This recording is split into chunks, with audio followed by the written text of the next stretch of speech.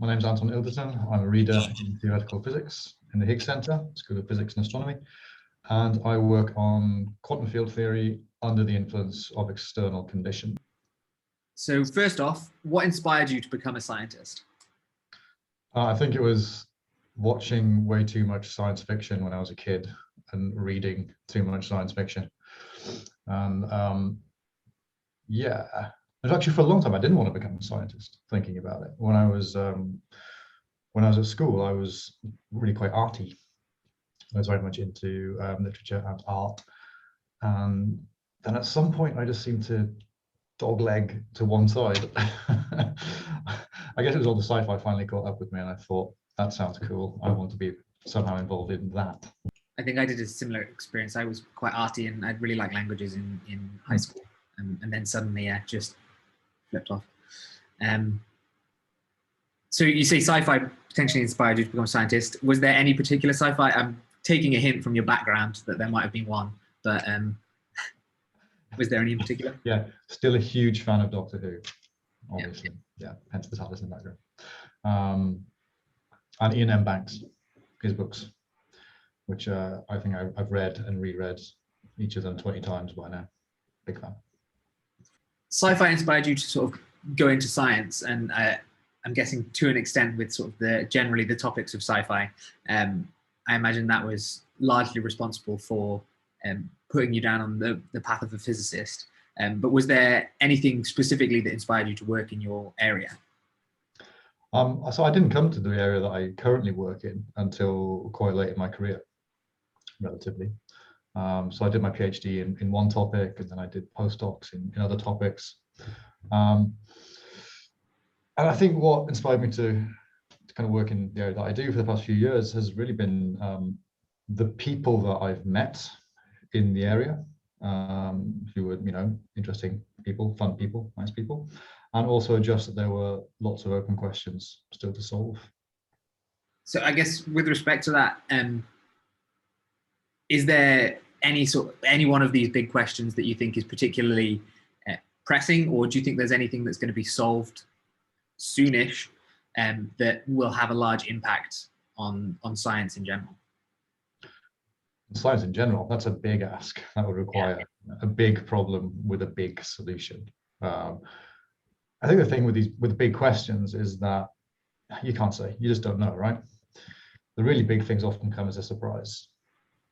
I'm also not sure science-wise if everyone should be kind of focusing on the next big thing. A lot of science is incremental. And I know this tends to get neglected, this area of science. The fact that a lot of it is built on incremental process and people just slogging away, making slow progress towards something. So I don't know. I think that's perfectly reasonable. I mean, I've through these discussions with people, I think you sort of come to the realization that a lot of discoveries that either broad or that people have made in their own work, a lot of the time seem to come from a little bit of serendipity, a little bit of an accident. Yeah, absolutely. All that hard work. Yeah. So you're carrying on, you're doing something, you're putting out little results, making little progress, and then suddenly you'll have a nice idea, and it'll all kind of click, and maybe you get something a bit bigger and a bit cooler out. It often happens this way. So I guess more narrowly than that, is there anything in your field that you think is particularly interesting and exciting at the moment? So at the moment, I'm working a little bit on something called the Ritas-Narojny conjecture, which is named after two people called Ritas and Narojny, unsurprisingly. What that says, kind of in layman's terms, is that all the theory methods that we have to do calculations in my area are actually going to break down and give you the wrong answer in a certain kind of physical regime. Which of course is bad news, because if we don't have all of the methods that we usually use to calculate stuff, then we can't calculate stuff, we can't make predictions for experiments and so on. So what I'm looking at the minute is, well, is this conjecture correct or not? When does it hold? When does it not hold? When it does hold, what can you do about it? To bring kind of the theory back under control so that it becomes usable again. Yeah, I mean, I feel like it would be pretty disastrous if you were going along doing your work and then all of a sudden everything you were doing is just like, nope, everything you've just done is completely incorrect. So, the research area this applies to is fundamental physics using very intense laser fields. So rather than asking what happens, say, when you collide bunches of relativistic particles together like you would do in a collider, you ask, what would happen if I took a great big laser and fired it at a relativistic particle, or I fired my laser at the photon, or I fired my laser just at vacuum? What would happen? And at the minute, the theory techniques that we have are pretty good for the experiments that we can do today. But maybe in 10 years, 20 years, the laser intensities that we'll be able to reach will be so powerful that this Richter-Norton conjecture will become a real problem. And that's where we expect, or where some people fear that the methods that we use will break down and need to be revised. I guess now moving away from your area, what are your general interests, maybe outside of science as a hobby, or potentially a different area of science? Outside of science, I tend to be quite compartmentalized. So I do science in the office, and when I go home, I don't want to think about science anymore. So outside of the office, I like eating pizza and cake, and then going to the gym to de-stress. And that seems to be pretty much all that I have time for, weirdly. Going through the scientific career, I think, can be quite a journey. It changes quite a lot, going from I guess even before undergrad, sort of studying science in high school, all the way through PhDs, postdocs, and then finally sort of more permanent academic positions.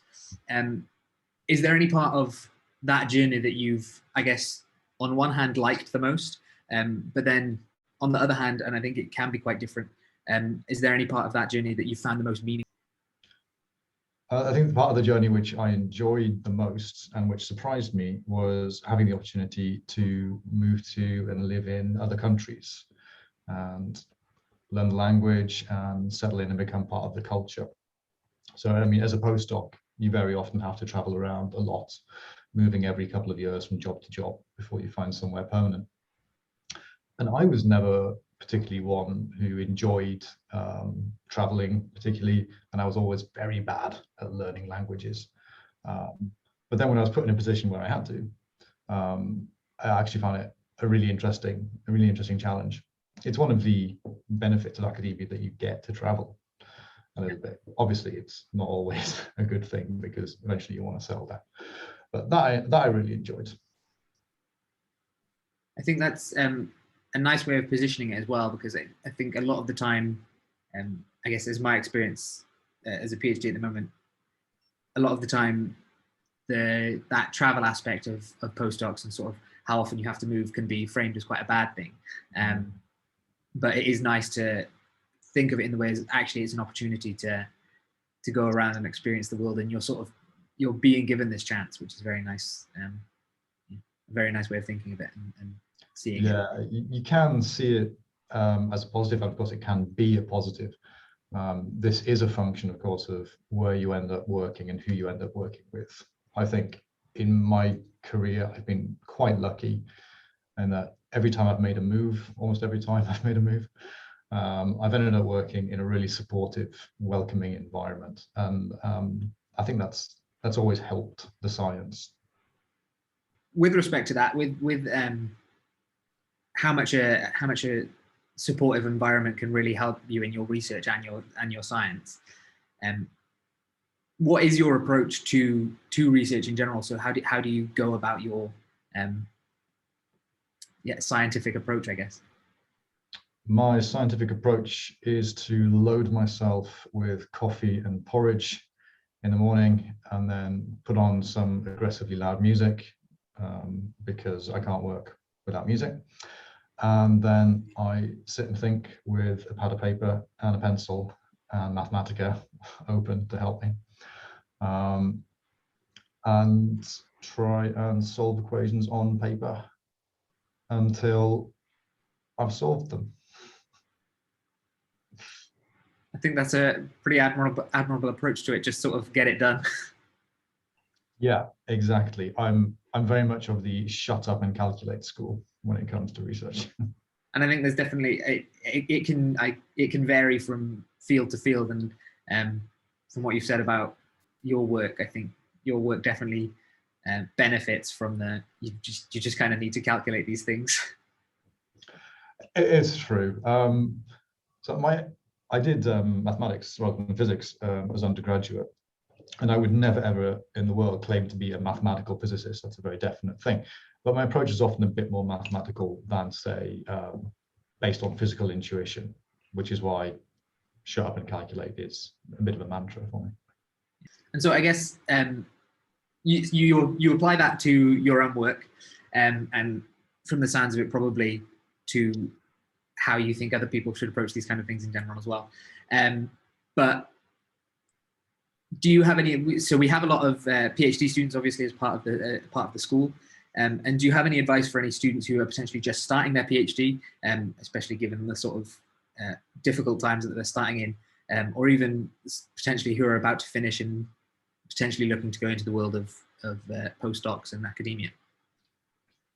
If I had any advice for people just starting their PhD, or maybe just finishing a master's and considering doing a PhD, I think I would say that the difference between undergraduate and master's and then PhD is much larger than you might think.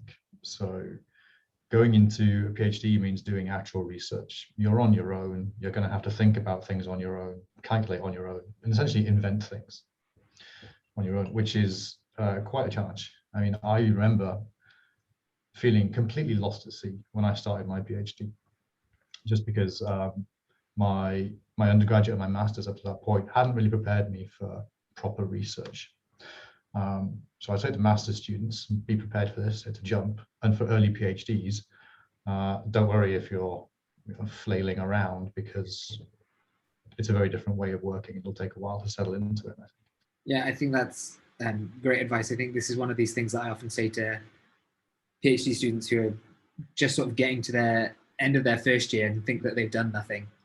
And it's kind of like, I don't think anybody's done anything at the end of their first year. It's a time you sort of are just getting used to the field that you're in and reading, and it's not so bad if you've not put out a paper yet. In fact, It's I think absolutely right. Yeah, I remember when I did my PhD, the entire first year, at the end of it, the project collapsed. There was nothing in it, and so the whole first year was just gone, which was quite dispiriting. But this does happen, and people come back. Here I am now.